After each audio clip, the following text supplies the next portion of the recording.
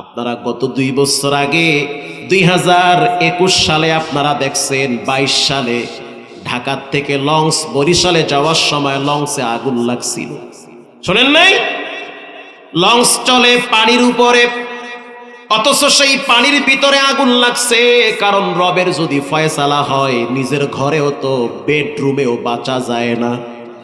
নিজের পার্সোনাল মশারির ভিতরে আল্লাহ কাইট করে প্যারালাইজ বানায় শোয়ায় রাখে। সেখানে একজন যুবক ছিল, নাম ছিল আব্দুল ওয়াহাব, বাড়ি হলো আমাদের বাড়ির পাশে। তার ফোনের ফোন আলাপ এখনো আমরা শুনতে পাই গ্রামে গেলে। তো মা টেলিফোনে বলছে, গ্রামে আসো, তোমার জন্য ভালো একটা মেয়ে ঠিক করছি, নতুন কেবল চাকরি পাইছে মতিঝিলে। চাকরির বয়স মাত্র 2.5 মাস, ভালো বেতন পায়।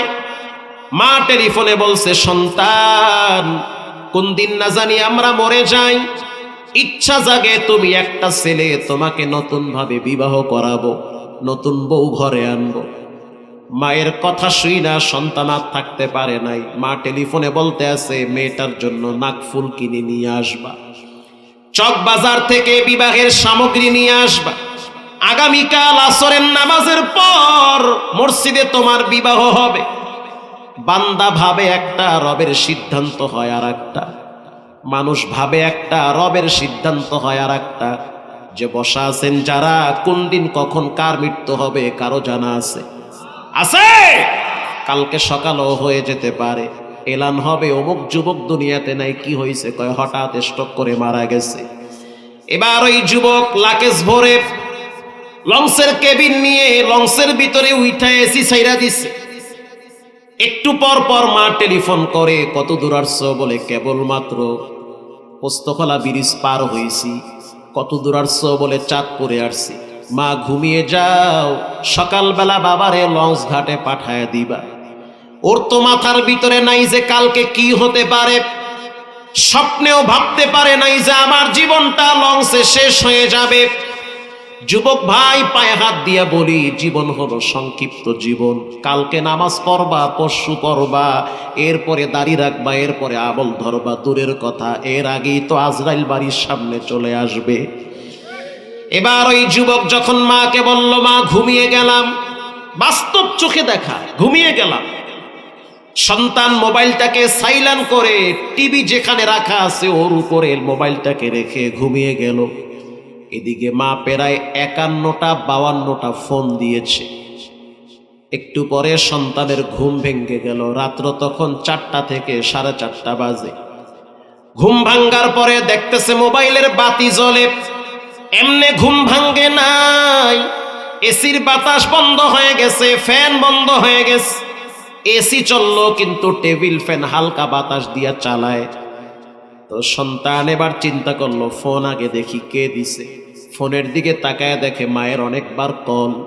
এবার মাকে টেলিফোনে কথা বলতেছে, কি হয়েছে, কেন এত বারবার ফোন দাও?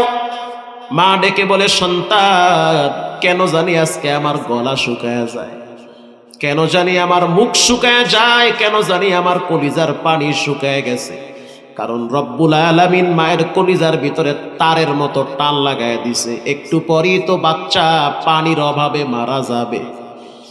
কিছুক্ষণ পর সন্তান বলল, মা ফোনটা রাখো, অবস্থা খারাপ, পুরা রুম অন্ধকার হয়ে গেছে। জানলার কভার সরায়া, পর্দা ছড়ায়া তাকায়া দেখতেছে বাহিরে ধোঁয়া উঠতেছে। বের হওয়ার জন্য হাত দিছে, হাত পুইরা যায়, বের হওয়ার সুযোগ নাই।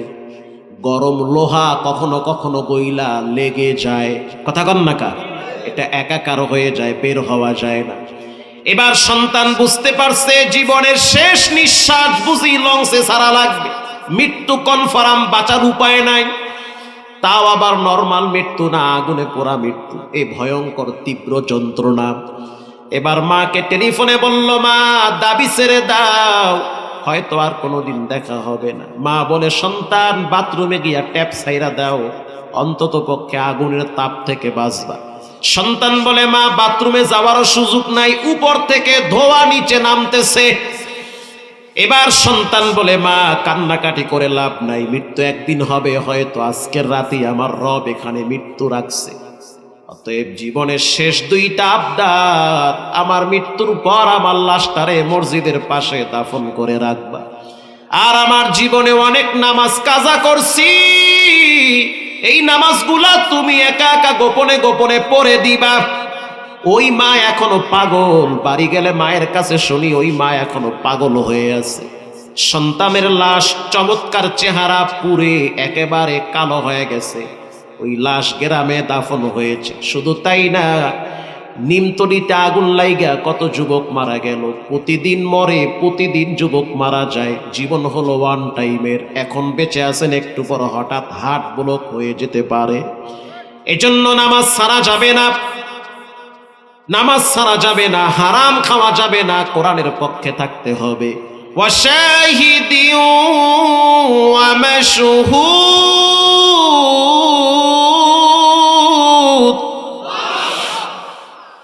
রব্বুল আলামিন কিয়ামতের ময়দানের শপথ করেছেন। কিয়ামতের ময়দান গুরুত্বপূর্ণ একটি ময়দান, যেটার জমিন হবে তামার জমিন। প্রত্যেকটা মানুষকে 50,000 বছর দাঁড়ায় থাকা লাগবে। আল্লাহ বলেন, কানা মিকদারুহু 50,000 সানাতিম মিম্মা তাউদ্দুন। 50,000 বছর নারী হোক পুরুষ হোক উলঙ্গ অবস্থায় দাঁড় করায় রাখবেন কে? পর্দার ভিতরের মা বোনেরা ভালো করে শুনে নেন, পুরুষদের জান্নাতে যাওয়া অনেক কঠিন, নারীদের জান্নাতে যাওয়া অনেক সহজ। মারহাবা। আমার মায়ের জান্নাতে যাওয়া খুব সহজ। বাবায় যদি চুরি কইরাও টাকা ঘরে নেয়, ওটা আমার মায়ের জন্য হালাল। কথা কন না কা? স্বামী যদি ডাকাতি করেও টাকা ঘরে নেয়, স্ত্রীর জন্য হালাল। সম্পদের হিসাব স্ত্রীকে দেওয়া লাগবে না, স্বামীকেই দেওয়া লাগবে। শুধু তাই না, জিহাদের ময়দানে নারীদেরকে যাওয়া লাগে না। তারা যদি বাচ্চা জন্ম দেয়, রক্তাক্ত হয়ে গেলে জিহাদের ময়দানে শহীদের সওয়াব আল্লাহ আমলনামায় জমা করে দেয়। শুধু তাই না, আল্লাহর রাসূল বলেন, আল মারআতু ইযা সাল্লাত খামসাহা। কোন নারী যদি 5টা কাজ করে, জান্নাতের 8টা দরওয়াজার থেকে সেই নারীর জন্য নাম ধরে ডাকা হবে। 1 নম্বরে, কোন নারী যদি প্রতিদিন 5 ওয়াক্ত নামাজ আদায় করে। কিন্তু অনেক মা বোনেরা আছে, ইচ্ছা করে অলসতামি করে, নামাজ কাজা করে, নামাজ মিস করে। নামাজের টাইমও ঘরে বসে বসে কিরণমালার জি বাংলা নিয়ে ব্যস্ত থাকে। অনেক মহিলারা আছে বেপর্দায় চলে। পর্দা ফরজ, নামাজ যেমন ফরজ, পর্দা কি? কমিটির 2-1 যুবক ভাই আমাকে বলল, হুজুর এলাকায় পর্দায় সমস্যা। আচ্ছা আপনারা বলেন, পর্দা কি মানুষের বিধান না আল্লাহর বিধান? وَقَرْنَ فِي بُيُوتِكُنَّ وَلَا تَبَرَّجْنَ تَبَرُّجَ الْجَاهِلِيَّةِ الْأُولَى। রব্বুল আলামিন বলেন, তোমরা জাহিলি যুগের নারীদের মতো না। জাহিলি যুগের নারীরা অঙ্গি ভঙ্গি করে রাস্তায় বের হতো পরপুরুষদেরকে আকৃষ্ট করার জন্য। পারফিউম ইউজ করত, পরপুরুষ যেন ঘ্রাণ নিতে থাকে। মহিলারা পারফিউম ইউজ করবে ঘরে তার স্বামীকে শুঙ্গানোর জন্য, বাহিরে পারফিউম ইউজ করতে পারবে না। আসতে বলবেন না, জোরে বলেন। পারফিউম ইউজ করে পুরা মহল্লার মানুষ নাক টানে আর কয়ে, যায় কোন বয়লার মুরগি রে। ঠিক না ভাই? ঠিক। প্রিয় মা বোনেরা, আপনাদের মর্যাদা আল্লাহর কাছে অনেক বেশি। আপনারা নবী না, কিন্তু নবীদের মা। নবীদেরকে মায়েদের পেট থেকে দুনিয়াতে নিয়ে আসছেন কে? আপনারা হলেন শ্রেষ্ঠ সাহাবী হযরত আবু বকরের মা, আপনারা হলেন হাসান বসরির মা, আপনারা হলেন ইমামে আজম আবু হানিফার মা, আপনারা হলেন ওমর রাদিয়াল্লাহু তাআলা আনহুর মা। আপনাদের মর্যাদা অনেক বেশি। আল্লাহর রসুল বলেন, আল জান্নাতু তাহতা আকদামিল উম্মাহাত, মায়ের পায়ের নিচে, নারীর পায়ের নিচে সন্তানের জন্য জান্নাত রেখেছেন কে? পর্দায় থাকেন, সতীত্ব হিফাজত হবে। এমন কি আল্লাহ কোরআনে বলেছেন, হে নারী জাতি, তোমরা তোমাদের কণ্ঠেরও পর্দা করবে, তোমাদের আওয়াজটার ভিতরেও পর্দা আছে। এ কথাটা আমার না, এ কথা রবের কথা। যেমন আপনি ঘরে আছেন, আপনার মোবাইল বাজতেছে, আপনি ওয়াশরুমে গেছেন, ফট করে আপনার স্ত্রী আপনার ফোন ধরছে, ফোন দিছে আপনার বন্ধু, দূর সম্পর্কিত একজন বন্ধু। ফোনটা রিসিভ করার পরে যদি সে মিষ্টি ভাষায় কথা বলে, হ্যালো কে, এক টানে মোটামুটি জিনাইদা গেছে। যে ফোন দিছে মারব কোরআনের ভাষায় মিষ্টি আওয়াজ পাইলে তার ভিতরের রোগ আরো বেড়ে যাবে। এটা আমার কথা না, আল্লাহর কথা। মেয়ের কণ্ঠের মিষ্টি আওয়াজ পাইলে স্বভাবজাত ভাবে পুরুষের দিল থেকে ওই কণ্ঠের প্রতি আকর্ষণ বেড়ে যায়, রোগ বেড়ে যায়। তাহলে আপনি বলতে পারেন, কিভাবে আমি ফোন রিসিভ করব? একটু কর্কশ ভাষা ব্যবহার করবে। যেমন ফোন বাজতেছে, আপনি ওয়াশরুমে গেছেন, ফোন আপনার স্ত্রী ধরছে, হ্যালো। যে ফোন দিছে, ভাই কই? আপনার ভাই বাথরুমে গেছে। কখন আসবে? হে গেলে 1 ঘন্টার আগে বের হয় না। একটু ভাষাটা যদি শক্ত করা হয়, যে ফোন দিছে হে চিন্তা করবো, ওরে বাবা কোনটারে নিয়ে বন্ধু ঘর করতে আছে, সুবহানাল্লাহ, কড়া ভাষা, ডরে আর ফোনই দেবে না। আর যদি আওয়াজটা মিষ্টি পায়, আপনি কে, কোথা থেকে, ঠিক আছে আমার সাথেই কথা বলেন, ওরে বড় আল্লাহ রে। যে ফোন দিয়েছে চিন্তা করবে, ভাইয়ের দরকার নেই, আপনার লাগিয়ে আলাপ করি। নামাজ পড়া যেমন ফরজ, রোজা রাখা যেমন ফরজ, তেমনি ভাবে পর্দায় থাকাটাও ফরজ। এটা মানুষের বিধান না, এটা একজনের বিধান। তিনি হলেন কে? একজন নারী কিয়ামতের ময়দানে 3 জন পুরুষকে রবের আদালতে দাঁড় করায় দিবে। 1 নম্বরে প্রথম তার বাবারে রবের আদালতে দাঁড় করায় দিবে। রব্বানা ইন্না আতা'না সাদাতানা ওয়া কুবারা'না ফাআদাল্লুনাস সাবিলা। মেয়ে বলবে, রব আমার কোনো দোষ নাই, দোষ হলো আমার আব্বার, আমার মার। কোচিং এর জন্য ধমক দিত, প্রাইভেটে না গেলে মা বাবায় রাগ করত। আমি বড় মেয়ে, উপযুক্ত হয়েছি, কোন পোশাক পরে রাস্তায় বের হই, পর্দায় থাকি কি থাকি না, এ বিষয়ে মা বাবা কোনো খোঁজ খবর নেয় নাই। কথা ঠিক না বেঠিক? এবার রবের আদালতে মেয়েটা মাকে দেখায় দিবে, রব্বানা আতিহিম দিফাইনি মিনাল আযাবি ওয়া লা'আনহুম লা'নান কাবীরা।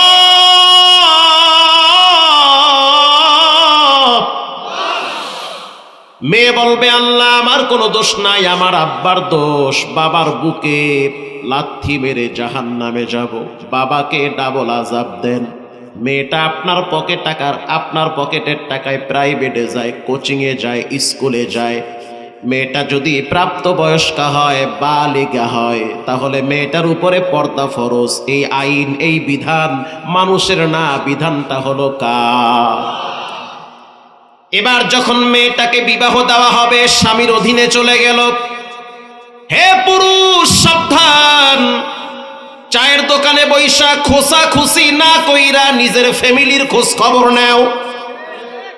কে কি করলো সেই খবর পরে নিও। নিজের স্ত্রী, নিজের মেয়ে, নিজের বোন কি করলো খবর আগে নাও।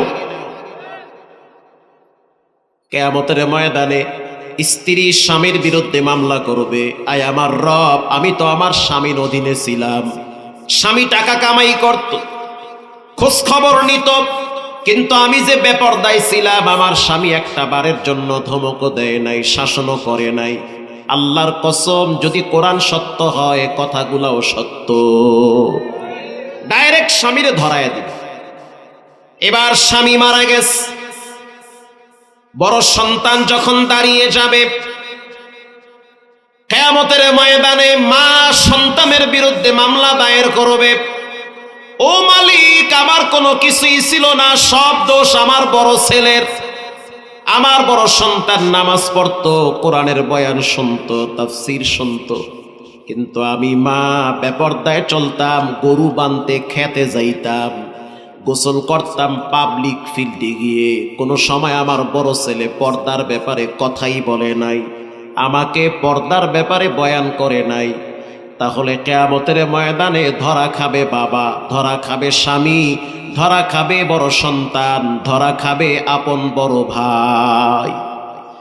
যার বোন প্রাপ্ত বয়স্ক হয়েছে অথচ ভাই দেখে বোনটা বেপরদায় চলে, ভাই কিছুই বলে না, কসম আল্লাহ ভাইকে ধরা হবে। প্রিয় মা বোনেরা আমার, এজন্য রব্বুল আলামিন বলেন ওয়াশাহিদিন ওয়া মাশহুদ কুতিলা আসহাবুল উখদুদিন নারি যাতিল ওয়াকুদ।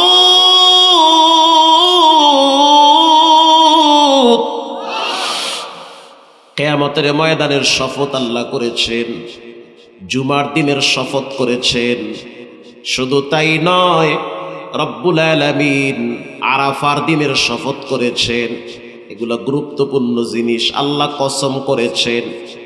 সূরা ৩-এর ভিতরে আল্লাহ শপথ করেন ওয়াত্তিনি ওয়াজ-যাইতুনি ওয়া তুরি সিনিন ওয়া হাযাল বালাদিল আমিন। কোরআনের তেলাওয়াত কি খারাপ লাগে? ৩ ফলের শপথ আল্লাহ করেছেন, জাইতুন ফলের শপথ আল্লাহ করেছেন। শুধু তাই নয়, রব্বুল আলামিন তুর পাহাড়ের শপথ করেছেন, যেখানে মুসা আলাইহিস সালাম আল্লাহর সাথে বিনা পর্দায় কথা বলতো। শুধু তাই নয়, ওয়া হাযাল বালাদিল আমিন, পবিত্র নগরী মক্কা নগরীর শপথ আল্লাহ করেছেন।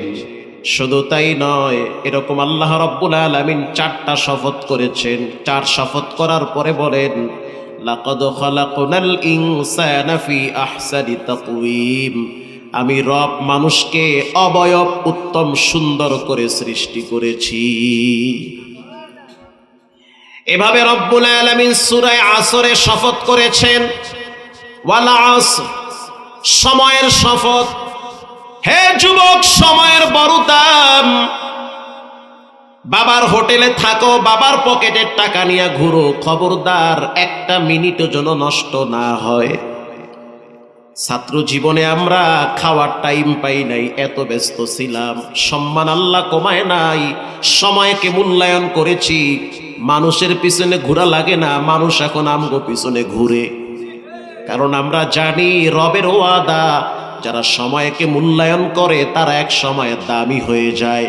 যারা সময়ের গুরুত্ব বুঝে, সময়কে যারা অনার্থক নষ্ট না করে, তাদেরকে আল্লাহ কোষ্টি পাথরের মতো সম্মানী করে দেয়। এটা আল্লাহর ওয়াদা আছে। আমি আমার ছোট ভাইকে আজকেও বললাম, বৃহস্পতিবার ছুটি, এই তো সামনে দাখিল পরীক্ষা দিবে, হ্যাফজ শেষ করেছে, আবার কওমি মাদ্রাসায় শরহে বেকায়ায় পড়ে, শরহে জামিতে পড়ে, আবার দাখিল পরীক্ষার জন্য প্রিপারেশন নিয়েছে। আমি স্পষ্ট জানিয়ে দিয়েছি, আমাদের আমলে কিন্তু মোবাইল ছিল না, মোবাইল টিপার সময় পাই নাই। কখনো কখনো দুপুরের খাবার বিকালে খাইছি, কখনো কখনো সারা রাত জেগে দাঁড়ায় দাঁড়ায় থাইকা কোরআন তেলাওয়াত করা লাগছে, এমনও সময় গেছে। সম্মান আল্লাহ কমায় নাই, কারণ যে ব্যক্তি দুনিয়া হোক আখিরাত হোক সময়কে যত মূল্যায়ন করে, তাকে আল্লাহ দুনিয়ার লাইনেও সম্মানী করে, আখিরাতের লাইনেও সম্মানী করে। লেখাপড়া করতে মনে চাইলে করো, আর যদি মনে চায় যে না লেখাপড়া করতে ভালো লাগে না, বাদ দাও। ফাও ঘষে মাঝে পিরিত চলে না, কোনো মতে করি, কোনো মতে টাইম নাই, ফাও আজারি 1 টাকাও খরচ করবো না। লেখাপড়া করতে মনে চাইলে করার মতো করতে হবে, লেখাপড়া করবা আর বাবার পকেটের টাকা নিয়ে হুন্ডায় ভইরা সেরিগু নিয়ে ঘুরবা, ওটা হবে না, ওটা চলবে না। তুমি কেন মেয়েদের পিছনে ঘুরবা? তুমি যোগ্যতা অর্জন করো, লেখাপড়া করো, প্রতিষ্ঠিত হও, হাজারো মেয়ের বাবারা তোমার পিছনে ঘুরবে, তুমি কেন ঘুরবে? এজন্য আল্লাহ বলেন ওয়ালা আসর, সময়ের শপথ। ঢাকা শহরে এমনও রিক্সাওয়ালা দেখছি, দিনেও রিক্সা চালায়, রাতেও রিক্সা চালায়। কি বাবাজি রাত্রিবেলা কেন রিক্সা চালান? বলে রাত্রিবেলা ভাড়া একটু বেশি মারা যায়, টাকা দিয়া কি করবেন? সে জবাব দিল, রাজশাহী বিশ্ববিদ্যালয় আমার ছেলেটা লেখাপড়া করে, ওরে তো সামনে টাকা দেওয়া লাগবে। বিশ্বাস করেন, চুল কেটে কেটে 2-4 টাকা জমা করে ছেলের পরীক্ষার ফিস দেয়, চা বিক্রি করে সন্তানরে ব্যারিস্টার বানায়, মাটি কেটে সন্তানরে জজ বানায়। আর ওই সমস্ত ফ্যামিলির ছেলে মেয়েরা সময়কে নষ্ট করে না, কারণ তারা সময়ের মূল্য বুঝে, টাকারও মূল্য বুঝে। সময়কে নষ্ট করা যাবে না। ইমাম বুখারী রাহিমাহুল্লাহ, ইমাম মুসলিম, এই দুইজনের ওস্তাদ ইমাম শাম্মাব রাহিমাহুল্লাহ, তিনি বলেন, আমার দিকে তাকান, তিনি বলেন 30 বছর আমার বোন আমাকে খাবারের টাইমে খাবার খাওয়ায়া দিছে, আর আমি হাদিস লিখছি। সুবহানাল্লাহ, বাইতে গিয়ে কইেন। তাহলে সময়কে কি মূল্যায়ন করছে? 30 বছর দুপুরের টাইমে সে খাওয়ার টাইম পাচ্ছে না, নামাজ শেষ হাদিস লেখা শুরু করছে। ইমাম বুখারীর ওস্তাদ, ইমাম মুসলিমের ওস্তাদ, তিনি বলেন 30 বছর দুপুরের টাইমে নিজের হাতে খাই নাই, বোন খাওয়ায় দিছে, আর আমি বসে বসে লিখতেছিলাম। সময়কে এত মূল্যায়ন করছে, সময়কে মূল্যায়ন করে। যুবক ভাইয়েরা আমার, যদি লেখাপড়া ভালো না লাগে বাদ দেন, বাদাম বিক্রি করেন, পান বিক্রি করেন, তারপরেও ঘড়ির দিকে তাকায় থাকবেন, একটা মিনিট যেন নষ্ট না হয়। সবজি বিক্রি করে সংসার চালান, তাও যদি না পারেন মাস্ক লাগাইয়া অটো চালান, রিক্সা চালান, কর্মঠর হন, পরিশ্রম করেন, ঘাম ঝরান। যে চেষ্টা করে মান জাদ্দা ওয়াজাদা, দুনিয়ার লাইনে হোক আখিরাতের লাইনে হোক, যে চেষ্টা করে তাকে সফলতার দ্বার প্রান্তে পৌঁছায়া দেন কে? চেষ্টা চালিয়ে যান। বাবার পকেটের টাকা আছে, বসে বসে খান। বাবার পকেটের টাকা নাই, ব্যবসা করেন, তাও পারেন না। বাদাম বিক্রি করেন, তাও পারেন না। সবজি বিক্রি করেন, তাও পারেন না। ভিক্ষা করে খান, তারপরেও আরেকজনের পকেটে হাত দেওয়া যাবে না। ভিক্ষা করে খান, ভিক্ষা করা তো হারাম না, ওটা তো হালাল, সবচেয়ে নিকৃষ্ট পেশা, কিন্তু আরেকজনের পকেটে হাত দেওয়া যাবে না। বিবাহের নামে, যৌতুকের নামে পায়খানা খাওয়া যাবে না, এটা বাদ দেন। কর্মঠোর হন। রাগ করতেছেন? মাফ করে দিয়েন। এই যে সাবার বাইপাইল আছে, প্রায় দিন আমরা ওখানে চা খাই রাত্র 3টায়। পাশে দেখলাম একটা পরাটার দোকান, বাবায় বসে বসে পরাটা বেলে, ছেলে দাঁড়ায় দাঁড়ায় ভাজে। ছেলেটা এত সুন্দর মনে হইতেছে, চেহারার থেকে নূর বায়া বায়া পড়তেছে, এত চমৎকার চেহারা, বয়স একেবারেই কম। তা আমি ওর বাবারে বললাম, ছেলেটারে লেখাপড়ায় না দিয়ে কেন পরাটা ভাজান? বাবায় জবাব দিল, হুজুর লেখাপড়ায় দিছি, মাদ্রাসায় দিছি, শয়তানে ধরছে, দিছি স্কুলে, ধরছে মহিলারা। মানে মাইয়া গো প্রেমে পাগল হইয়া লেখাপড়া করে না, খালি ঘুরে আর খায়। এমন কোয়ালিটির ছেলে মেয়ে আপনাকে দেশে নাই না? অভাব নাই, অভাব নাই। এবার আমি বাপ ওর ঘাড় ধইরা কইছি, পরাটা ভাজ, লেখাপড়ার দরকার নাই, পারবি না, ফাও নষ্ট, টাকা পয়সা নষ্ট করে লাভ নাই, হইবে না তোর দ্বারা, কর্মঠোর হ। এরপরে আমি আমার সন্তানটারে পরাটা ভাজাইতে লাগাইছি। প্রথম দিন পরাটা ভাজতেছে, তেল লাইগা হাত পায়ে ফসকা পইরা গেছে। তখন আমি বললাম, সন্তান, এই পরাটা বিক্রি কইরা তোরে আমি মাসে মাসে কোচিং ফি দেই। আমার হাতটার দিকে তাকায়া দেখ, পরাটা ভাজতে গিয়া গরম তৈল আমার দেহে পড়ে ফসকা পড়ে গেছে। বাবার কষ্টের টাকা, এখন তো নিজে পরাটা ভাজো, বুঝো সংসার চালাইতে কত কষ্ট। আমার সন্তানকে আল্লাহ হেদায়েত দিছে, আমি পরাটা বেলি, সন্তান পরাটা ভাজে, টাকা পয়সা জমা করছি, দোয়া চাই আগামী রমজানে বাপ বেটা দুইজনে ওমরায় যাব। কি পয়সা কামাইছে বোঝেন, আর আপনি করেন কি? খালি টাকা খরচ করে মাইয়াকে বিছে বিছে ঘোরান, সময়কে মূল্যায়ন করে।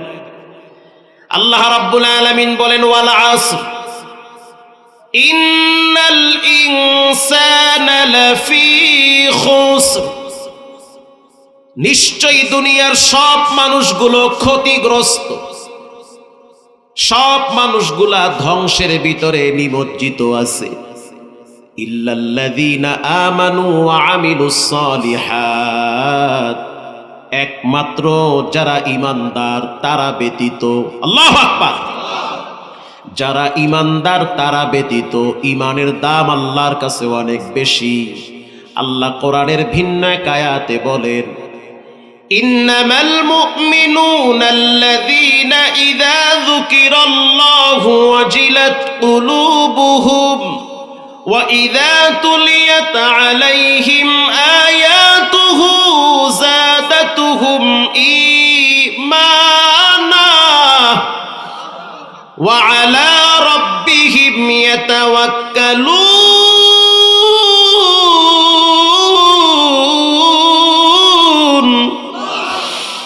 নিশ্চয়ই যারা ঈমানদার তাদের সামনে যখন কোরআনের কথা বলা হবে তখন তাদের কলিজাটা গলে যাবে আল্লাহর ভয়। আল্লাহু আকবার।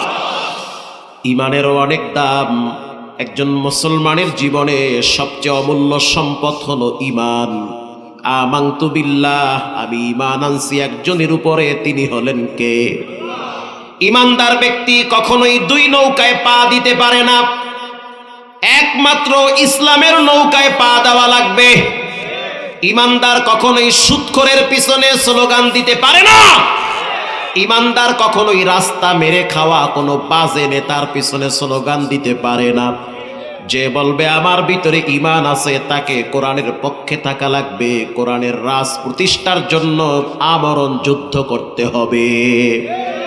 কেউ যদি আপনার পক্ষে না থাকে দরকার নাই, একাই আপনার কোরআনের পক্ষে থাকা লাগবে। কষ্ট হয়, একটু সময় লাগবে শেষ করতে। যদি আপনারা জানগা থাকবেন আপনারা। আল্লাহর একজন পয়গম্বরের নাম হলো ইব্রাহিম আলাইহিস সালাম। তিনি যখন তাওহীদের দাওয়াত দিয়েছিলেন তার পক্ষে কেউ ছিল না। কেউ ছিল? একাই দাওয়াত দিছে, কেউ নাই। এমনকি নিজের বাবাও তার বিরুদ্ধে গেছে। ইব্রাহিম নবী তার বাবারে বয়ান করে, ইয়া আবাতি, ও আমার আব্বাজান, লিমা তা'বুদু মা লা ইয়াসমা ওয়া লা ইউবসির।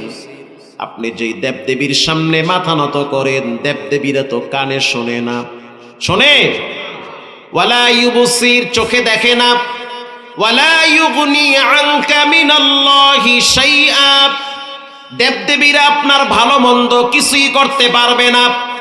ও জিনাইদার মুসলমান, জানতে চাই ভালো মন্দ করার মালিক একজন, চিৎকার মেরে বলেন তিনি হলেন কে? দেখেন, সন্তান বাবারে দাওয়াত দিছে, বাবাই কিন্তু তার বিরুদ্ধে গেছে। বাবার নাম হলো আজর। আজর কিন্তু নমরুদের প্রেমে পাগল হয়ে গেছে, নমরুদের চামচামি শুরু করছে। ইব্রাহিম নবী যখন আল্লাহর পক্ষে দাওয়াত দিল তখন ইব্রাহিম নবীর পক্ষে নিজের বাপও ছিল না। নিজের বাপ ইব্রাহিম নবীরে বলতে আছে, ক্বালা আরাগিবুন আনতা আন আলিহাতি ইয়া ইব্রাহিম, ও ইব্রাহিম তুমি আমার দেবদেবীদেরকে ভর্ৎসনা দিচ্ছ, লানত দিতেছ।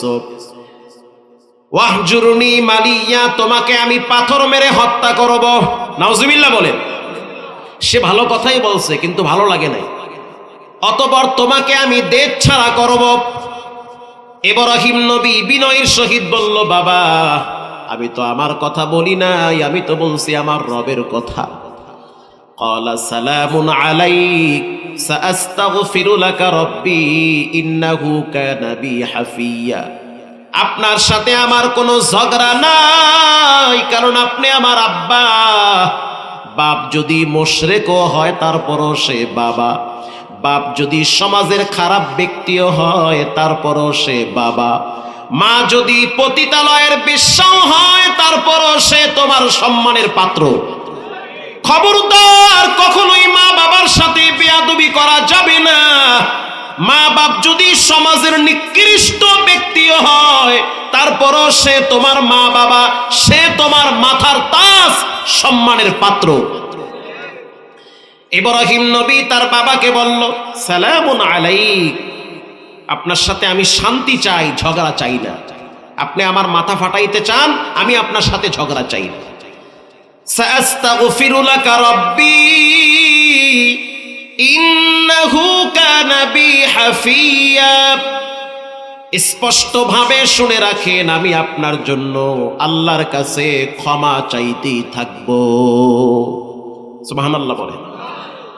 আপনি আমাকে গালি দিচ্ছেন, আমার মাথা ফাটায় দিবেন, আপনি আমার গলায় দড়ি দিবেন, আপনি আমাকে দেখ ছাড়া করবেন, আমি আপনার সাথে খারাপ ব্যবহার করব না।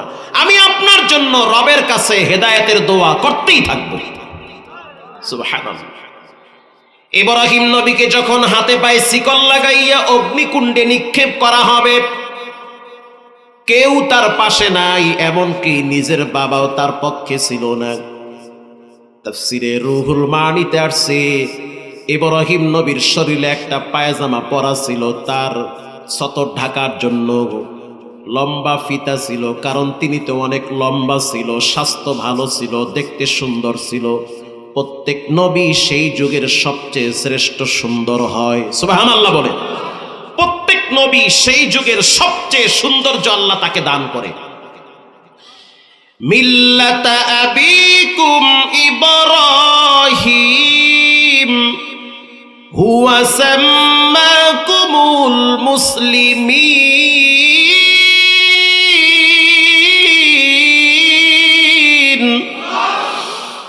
জাতির পিতার নাম ইব্রাহিম, ঠিক না ব্যাঠিক? এতদিন কোন জিকির করছেন আল্লাহই জানে। জাতির পিতার নাম কি? এতে কোনো সন্দেহ আছে? কিন্তু বেদিন বেঈমান স্বৈরাচারদের পরিকল্পনা হলো জাতির পিতা আর একজনের নাম দিয়ে মানুষের ঈমান নষ্ট করার সব প্ল্যান প্রোগ্রাম শুরু করে দিয়েছিল। কিন্তু সচেতন মুসলমান সজাগ ছিল। ঝড় তুফান যতই আসছে, তারা কখনোই জাতির পিতা অন্য কাউকে মানে নাই। জাতির পিতা হবে ইব্রাহিম। আরো জোরে ঠিক না ব্যাঠিক? জাতির পিতা ইব্রাহিম আলাইহিস সালাতু ওয়াস সালাম তাকে যখন উলঙ্গ করবে, কে উলঙ্গ করবে? নমরুদ এবার পাঠায় দিল তার বাবারে গিয়া বলল, তুমি তোমার সন্তানরে উলঙ্গ করো। ইব্রাহিম নবী তাকাইয়া আছে, হয়তো আমার আব্বা আমার কাছে সহযোগিতার জন্য আসতেছে, হয়তো একটু আমারে বুঝাইবে, অথবা আমার মাথার উপর একটু আশ্রয় দিবে। ইন দি মিন টাইমে নমরুদ যখন ইব্রাহিম নবীর বাবা আজরকে বলল, তাড়াতাড়ি সামনে যাও, সিরে রুহুল মানিতে আসছে। যখন ইব্রাহিম নবীর বাবা ইব্রাহিম নবীর সামনে দাঁড়ায়া এবার বলতেছে, ইব্রাহিম শেষবারের মতো বললাম, তুমি নমরুদকে রব হিসেবে মেনে নাও। ইব্রাহিম নবী বলল, বাবা আপনি শুনে নেন, নমরুদ শুধু না, গোটা পৃথিবী যদি এক জায়গায় হয়, তারপরও আমি কেউরে রব হিসাবে মানতে চাই না। রব একজন, তিনি হলেন কে? এবার ইব্রাহিম নবীর বাবা তাকে বিবস্ত্র করার জন্য পায়জামার ফিতা ধরে টান মারছে। ইব্রাহিম নবী চোখের পানি ছেড়ে মাথাটা নত করে চিৎকার মেরে বলছে, আল্লাহ, আপনি জানেন এই মুহূর্তে আপনি ছাড়া আমার কোনো আশ্রয় নাই। আমার জন্মদাতা পিতা, সেও দেখি আমার বিরুদ্ধে অবস্থান নিয়েছে। আল্লাহর রাসূল বলেন, আউয়ালু ইউকসারু ইয়াউমাল ইব্রাহিম ইয়াউমাল কিয়ামাতি, কিয়ামতের ময়দানে সর্বপ্রথম আল্লাহ রাব্বুল আলামিন ইব্রাহিম নবীরে পোশাক পরায়া ধন্য করবে। দ্বীনের জন্য, ইসলামের জন্য তাকে উলঙ্গ করা হয়েছে। এই দ্বীনের জন্য, ইসলামের জন্য আমির হামজাকে দীর্ঘদিন জেলখানায় কষ্ট দেওয়া হয়েছে। দ্বীনের জন্য আমাদের সর্বজনীয় শ্রদ্ধার পাত্র, দলমত নির্বিশেষে যাকে ভালোবাসত কোরআনের পাখি আল্লামা দেলোয়ার হোসেন সাইদি রাহিমাহুল্লাহ, তাকে শহীদ করা হয়েছে। শুধুমাত্র এই দ্বীনের জন্য তাকে কোটি কোটি টাকার অফার দেওয়া হয়েছে, টাকার বস্তায় লাথি মেরেছে, তারপরও তিনি জালেমের সামনে মাথা নত করে নাই। যদি তাদের সাথে লিয়াজও করত, আরো আগেই বের হয়ে যেত। তার স্পষ্ট ঘোষণা, জীবন চলে যাবে, রক্ত চলে যাবে, শহীদ হব, তারপরও কোনো তাগুতের সামনেই মাথা নত হবে না। হে যুব সমাজ, তৈরি হয়ে যাও, সামনে আরো ঝড় তুফান আসতে পারে। তোমার রক্ত, তোমার জীবন, তোমার যৌবন সব যেন কোরআনের পক্ষে ব্যয় হয়, ঠিক না বেঠিক? প্রিয় ভাইয়েরা আমার, এবার হযরত জিবরাইল আমিন হযরত ইব্রাহিমের সামনে দাঁড়ায় গেছে। আয়েশা বলতে আছে, ইব্রাহিম আমি তোমার সহযোগিতা করতে চাই। ইব্রাহিম বলল, তোমার কোনো সহযোগিতার প্রয়োজন নাই। জিবরাইল বলল, যার কাছে প্রয়োজন তার কাছে চাও। কি মজার কথা! জিবরাইল বলতে আছে, তুমি যে বিপদে পড়তে আসো, আগুনে ফালাইবে, আমি তো জিবরাইল, 600 ডানা আছে, একটা দিয়ে আঘাত করলে নমরুদের অগ্নিকুণ্ড বঙ্গোপসাগরে ভাসবে, বলো তোমার কি সহযোগিতা করতে পারি? ইব্রাহিম নবী বলল, কোনো সহযোগিতার দরকার নাই। জিবরাইল বলল, কার কাছে সহযোগিতার দরকার? ইব্রাহিম নবী বলল, যার কাছে দরকার সে আমারে দেখে, সে অন্ধ না। আল্লাহু আকবার বলেন। কি উত্তর তার! যার কাছে সহযোগিতার দরকার, যার কাছে আমি সহযোগিতা চাবো, বলেন সে দেখে কি দেখে না? তা আমি তো ধরা খাইছি তার জন্য। আমার হাতে হ্যান্ডকাপ, পায়ে শিকল, জাহান্নাম কি বলে দুনিয়ার অগ্নিকুণ্ডে নিক্ষেপ করবে, আমাকে বিবস্ত্র করা হয়েছে, এটা আমার জন্য না, এটা আমার রবের জন্য। তা আমার টেনশন কিসের? এবার আল্লাহ ডাইরেক্ট অর্ডার করলো আগুন রে, মাধ্যম নাই, ডাইরেক্ট আগুন রে।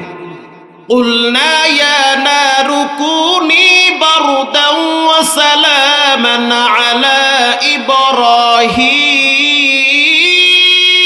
إبراهيم আকে লুৎফে খেশরা ইবহারে গোল্দ বাখলি নাসনারে রাগুল জারে কোল। ওরে আগুন, তুমি ইব্রাহিমের জন্য আরামদায়ক হয়ে যাও। মান কানা লিল্লাহ কানাল্লাহু লাহ, কেউ যদি রবের জন্য হয়, রব তার জন্য গোপন ভাবে হয়ে যায়।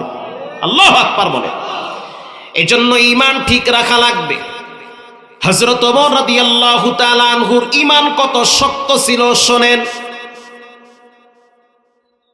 মিশরের তদানীন্তন সময় একজন গভর্নর ছিল, তার নাম হলো আমর ইবনুল আস রাদিয়াল্লাহু তাআলা আনহু। তার সন্তানের নাম হলো ওবাইদুল্লাহ বিন আমর। হযরত ওমর রাদিয়াল্লাহু তাআলা আনহু তিনি ওই সময় হজের সফরে ছিলেন। হজের সফরে গিয়ে দেখলেন এক যুবক বাইতুল্লাহর পাশে বসে বসে কাঁদতেছে। হযরত ওমর রাদিয়াল্লাহু তাআলা আনহু তার পাশে গেলেন, গিয়ে প্রশ্ন করলেন, মা ইউবকিকা ইয়া শাবাব, কি হয়েছে, কেন কাঁদো, কেন তোমার অশ্রু চোখের বায়া বায়া পড়ে? যুবক জবাব দিতেছে, আমিরুল মুমিনিন, আমি একটা গরিব মায়ের সন্তান, আমার বাড়ি হলো মিশরে, হজ করার জন্য আসছি মক্কায়, কিন্তু আমার কষ্টটা এই জায়গায়, আমার উপরে গভর্নরের সন্তান দীর্ঘদিন পর্যন্ত জুলুমের স্টিম রোলার চালায়। গভর্নর হলো নবীর সাহাবী। গভর্নর কে? নবীর সাহাবী আমর ইবনুল আস। তার সন্তানের নাম হলো আমর ওবাইদুল্লাহ বিন আমর। তার মানে সহজে আপনাদেরকে বুঝাই, মন্ত্রীর ছেলে, মন্ত্রীর ছেলে সে আমার উপরে আঘাত করে। হযরত ওমর রাদিয়াল্লাহু তাআলা আনহু যখন যুবকের ঘাড়ের উপরে হাত দিছে, তখন যুবক মোরায়া উঠছে। হযরত ওমর বলল, কি হয়েছে তোমার?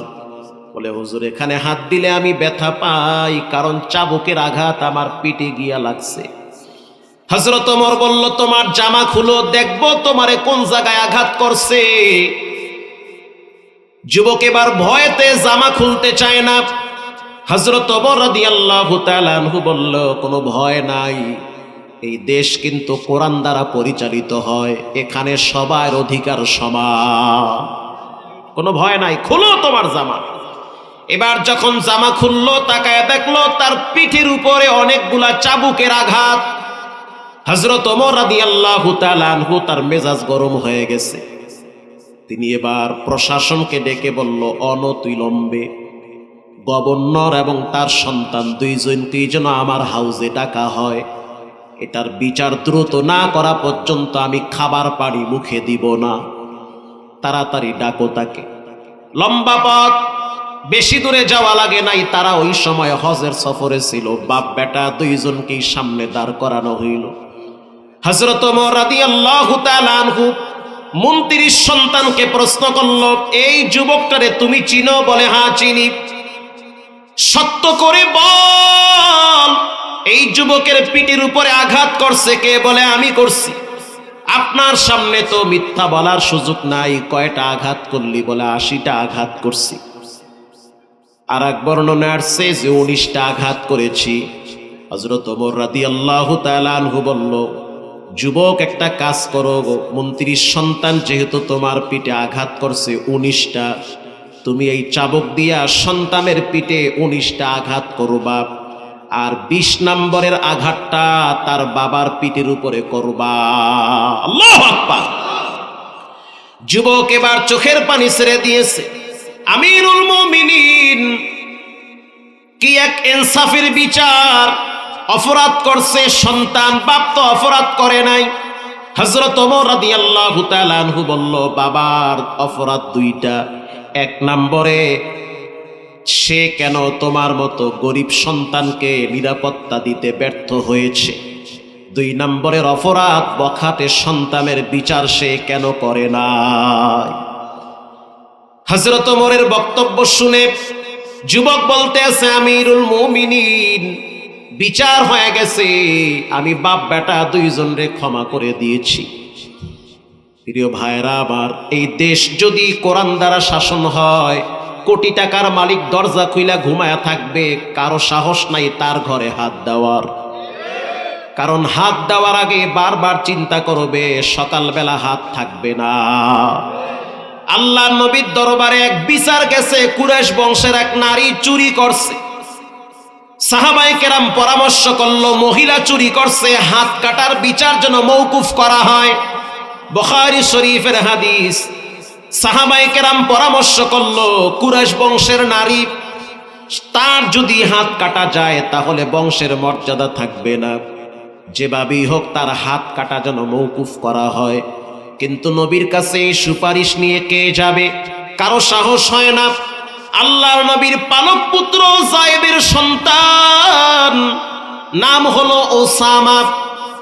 রাসূলুল্লাহ তারে মহব্বত করত, ভালোবাসতো। তাকে সাহাবীরা বলল, তুমি তো রাসূলুল্লাহর নাতি হও, রাসূল তোমারে ভালোবাসে, গিয়া বলো কুরাইশ বংশের নারী চুরি করছে, হাত কাটার বিচার যেন মাফ করা হয়। এবার ওসামা নবীর দরবারে গিয়া সালাম দিল, আসসালামু আলাইকা ইয়া নবী আল্লাহ, একটা সুপারিশ নিয়ে আসছি। কুরাইশ বংশের একজন নারী চুরি করছে, হাত কাটার বিচার যেন মওকুফ করা হয়। আল্লাহর নবী হেলান দিয়ে বসা ছিল, তিনি রাগান্বিত হয়ে শক্ত হয়ে বসলো।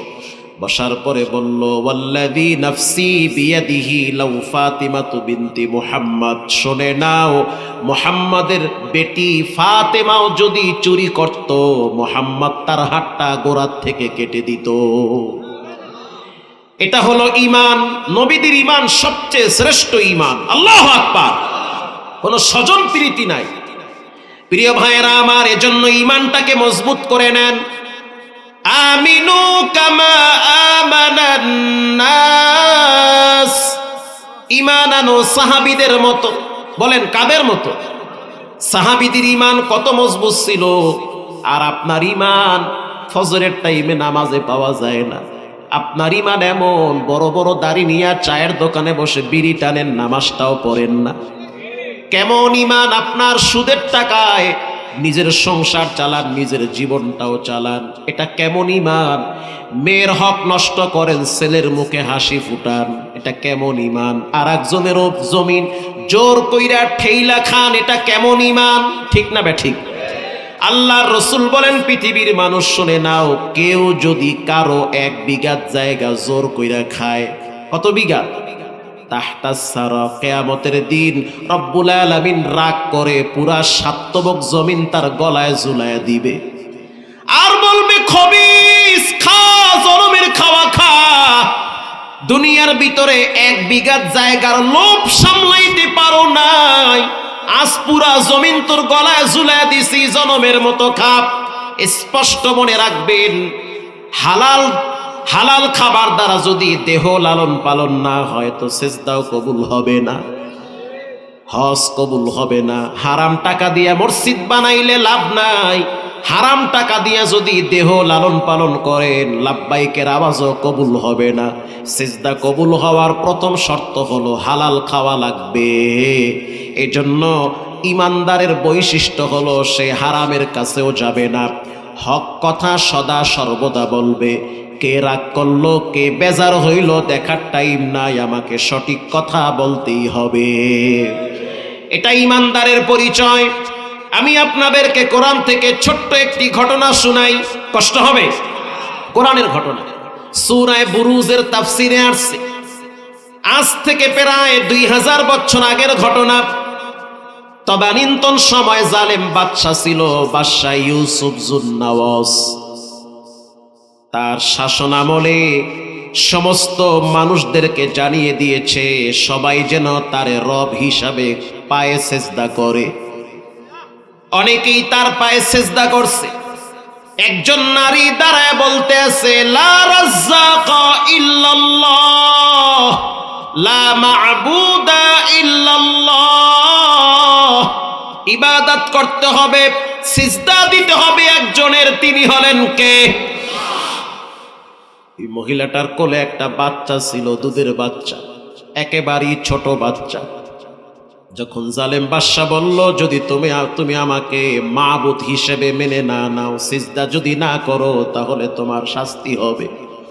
মহিলাটা বলতে আছে, শাস্তি যত দেওয়ার দিতে পারো, কিন্তু আমি তোমাকে রব হিসাবে মানতে পারি না। ইন দি মিন টাইমে জালেম বাদশা ইউসুফ জুন্নাওয়াস তিনি তার চেলা চামুন্ডাদেরকে বলল, একটা বড় ড্যাগের ভিতরে তৈল গরম করো। বিশাল একটা ড্যাগের ভিতরে তৈল গরম শুরু করলো। তৈলগুলা টকবক টকবক করে ফুটতেছে। পাশেই দাঁড়ায় আছে জালেম বাদশা, এর পাশেই দাঁড়ায় আছে মহিলা তার বাচ্চা নিয়া। ও পর্দার ভিতরের মা বোনেরা শুনে নেন, ইমানদার নারীর কত দাম, ইমানদার নারীর কত মর্যাদা। বাদশা ইউসুফ জুন্নাওয়াস এবার যখন তাকে বলল, যদি তুমি আমাকে সিজদা না করো তাহলে কিন্তু তোমার চোখের সামনে বাচ্চাটারে তৈলের ভিতরে ভুনা করা হবে, ফ্রাই করা হবে। মহিলাটার দিল নরম হয়ে গেছে, ভয়তে না, সে তার রবের প্রতি আগের চেয়ে ঈমান আরো শক্ত হয়ে গেছে।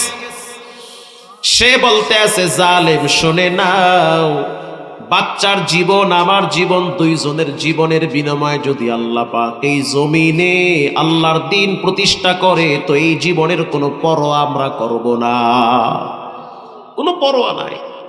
এবার জালেম বাদশা দুধের বাচ্চাটারে টান মাইরা হাতে নিছে, সমস্ত তাফসীরের কিতাবে আসছে, হাতে নিছে। নেওয়ার পরে এবার বাদশা ইউসুফ জুন্নাওয়াস বাচ্চাটারে হাতে ধইরা বলতে আছে, সাবধান, যদি তুমি আমাকে সিজদা না করো বাচ্চাটারে কিন্তু তৈলে ভুনা করা হবে। মহিলাটা বলতে আছে, যতই ভয় দেখাও আমি কিন্তু তোমার পায়ে সিজদা করব না। আল্লাহ পাক আমারে মানুষ বানাইছে, ইমানের দৌলত আল্লাহ আমারে দান করছে। সিজদা যদি করতে হয় একজনের কদমে করব, তিনি হলেন কে? এবার বাদশা ইউসুফ জুন্নাওয়াস মহিলাটার বাচ্চাটা হাতে নিয়ে ডাইরেক্ট তৈলের ভিতরে ছাইরা দিছে। যখন তৈলের ভিতরে ছেড়ে দিয়েছে, রবের কি অর্ডার, তার কি কারিশমা, কাদেরে কুদরত দারি বরকামাল, আংতা রব্বি আংতা হাসবি জুল জালাল। যেটা কেউ পারে না সেটা পারেন কে? আল্লাহ রাব্বুল আলামিন ওই গরম তৈলের ভিতরে দুধের বাচ্চার জবান খুলে দিয়েছে।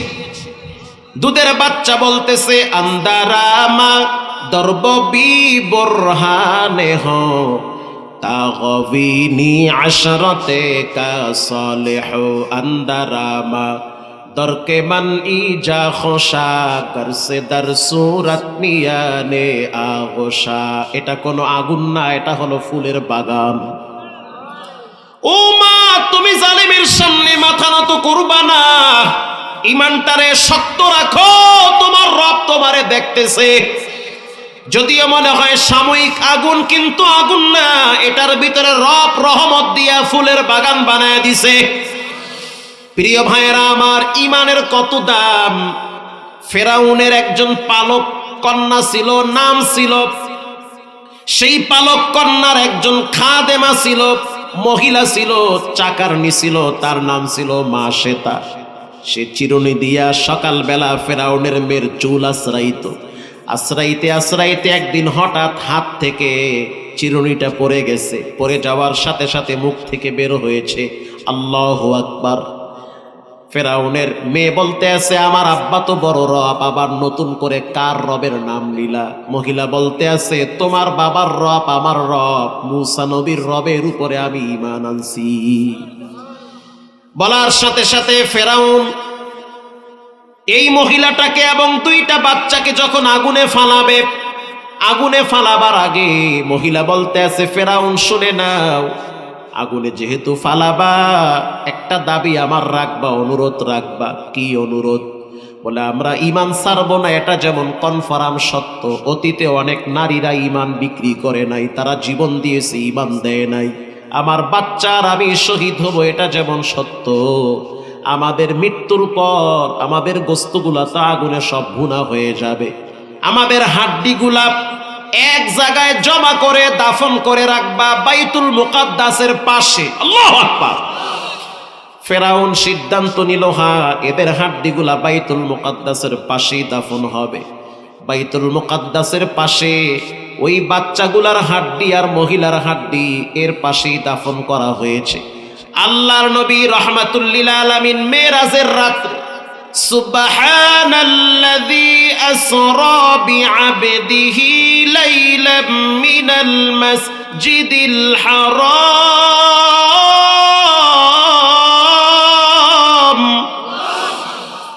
ইলাল মাসজিদিল আকসা। তিনি যখন মেরাজের রজনীতে মসজিদুল হারাম থেকে বাইতুল মুকাদ্দাসে গেল, ওখানে ইমামতির মুসাল্লায় দাঁড়ায় যখন তিনি আরশে আজিমে ভ্রমণে যাবে, হযরত জিবরাইল আমিনকে ডেকে বলল, জিবরাইল, বাইতুল মুকাদ্দাসে নামার পরে আমি আমার নাকে একটা মারাত্মক সৌন্দর্য ঘ্রাণ আমি পাইতেছি। এই ঘ্রাণ তো আমি অতীতে কোনোদিন পাই নাই, এই ঘ্রাণ কোথা থেকে আসতেছে? আল্লাহর নবী বারবার নাক টানতেছে। হযরত জিবরাইল বলতে আছে, ইয়া নবী আল্লাহ, ফেরাউনের আমলে ওই বাচ্চা আর বাচ্চার মায়ের লাশ এখানে দাফন করা হয়েছে, ওই কবর থেকে আল্লাহ কিয়ামত পর্যন্ত ঘেরান ছড়াবে। বিশ্বাস যদি না হয়, মাওলানা নজরুল ইসলাম কাসিমি, নাম শুনছেন না? নজরুল ইসলাম কাসিমি, এই যে মুরব্বী বয়ান করে, তিনি তো প্রায় পৃথিবীর 99টা রাষ্ট্র সফর করছে। তার মুখে একাধিকবার আমরা শুনছি, সে নিজে বলেছে যে আমরা বাইতুল মুকাদ্দাস আজ থেকে কয়েক বছর আগে যখন সফরে গিয়েছিলাম, যাওয়ার পরই সেই ঘেরান নাকে পেয়েছি। এখনো সেখান থেকে ঘেরান আল্লাহ ছড়ায় দেয়। এজন্য ঈমানের দাম আল্লাহর কাছে অনেক বেশি। ইল্লাল্লাযীনা আমানু ওয়া আমিলুস সলিহাত। জীবনে কেউ আমল দিয়ে আল্লাহর কাছে মুক্তি পাবে না আল্লাহর দয়া অনুগ্রহ ছাড়া। এজন্য আমলের বেলায় অলসতামি করা যাবে না, ঈমান ছাড়া যাবে না, আমল নষ্ট করা যাবে না। ওয়াতাওয়াসাউ বিল হক ওয়াতাওয়াসাউ বিস সবর। তিনটা গুণ আল্লাহ বলেছেন। 1 নম্বরে ঈমান, 2 নম্বরে আমল, 3 নম্বরে সৎ কাজের আদেশ করা, হকের উপরে দাওয়াত দেওয়া এবং মানুষদেরকে সবর এবং ধৈর্যের বয়ান দেওয়া। গুনাহ করতে মনে চায় কিন্তু ধৈর্যের সহিত করা যাবে না। বেগানা মেয়ে তোমাকে ডাকতেছে, স্পষ্ট জানায় দাও, ইন্নী আখাফুল্লাহ, একজনকে ভয় পাই, তিনি হলেন কে? প্রিয় ভাইয়েরা আমার, জীবনে আল্লাহর কাছে যদি মুক্তি পেতে চান, কয়েকটা কাজ আছে করা লাগবে। 1 নম্বরে নামাজ পড়া লাগবে। যতদিন বেঁচে আছেন নামাজ ছাড়া যাবে না। অনেক যুবক ভাইয়েরা বলতে পারে, হুজুর আমি তো খারাপ কাজ করি, জেনা ব্যভিচারে লিপ্ত আছি, তারপরেও বলবো নামাজ পড়া লাগবে। মিথ্যা কথা বলেন, তারপরেও নামাজ পড়া লাগবে। ঈমানের বহির প্রকাশ হলো নামাজ। যে বলবে আমার ঈমান আছে, সে প্রতিদিন 5 ওয়াক্ত নামাজে হাজিরা দিবে। এজন্য নামাজ ছাড়া যাবে না। যার জীবনে নামাজ নাই তার জীবনে কিছুই নাই।